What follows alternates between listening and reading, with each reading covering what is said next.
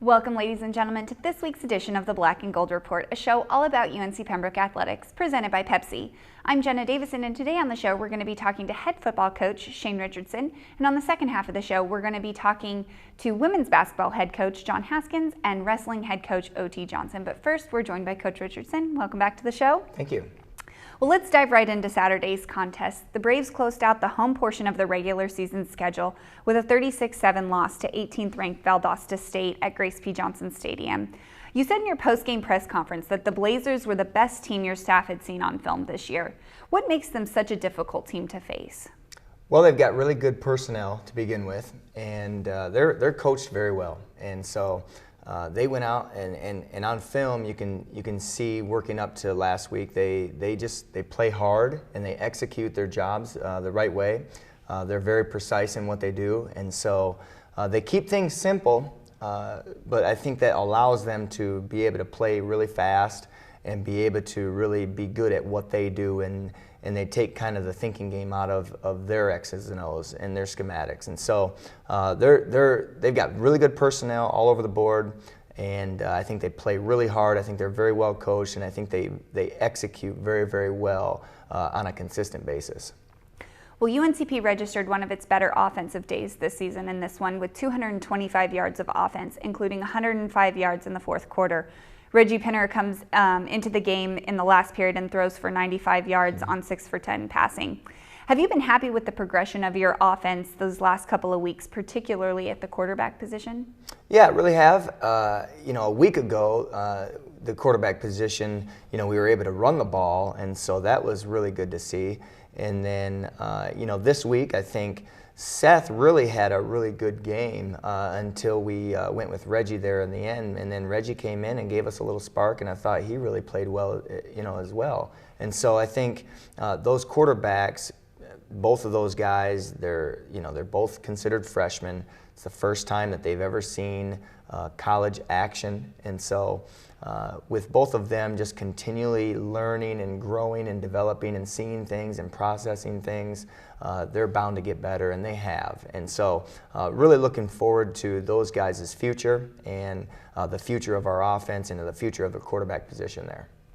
Well, let's break down this game a little bit. Now, the Braves trailed just 9-0 at the end of the first quarter, but Valdosta State gains 198 yards and scores 20 points in the second quarter to carry the 29-0 lead into the locker room.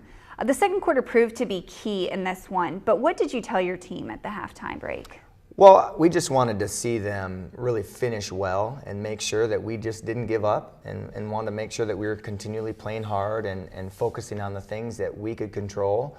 Wanted to make sure that we were executing the things that we were calling in all three phases of the game. And really, I just wanted to be able to come back, look at the film, and see that guys were not going to give up. And in spite of the score, we weren't going to play to the scoreboard, but we were going to still try to be our best on every single play. And now UNCP gains just 19 yards on the first 3 drives of the second half, but puts together a pretty impressive 11-yard play, 80-yard scoring drive at the end of the third quarter, and into the fourth that ends on Pinner's 32-yard touchdown pass to Jonathan Hupp. What did you see on that drive that you didn't see in other possessions over the course of the ball game?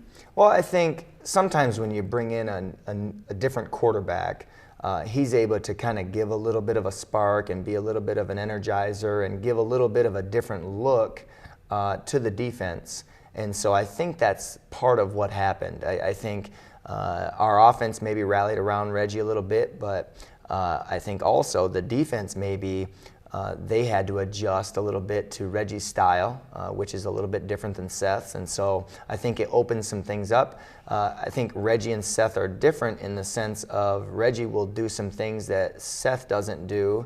And it's likewise too. I mean, Seth will do some things better that Reggie doesn't do either. And so, bringing in a different guy will, create that spark sometimes. And I think that's what happened when Reggie came in the game.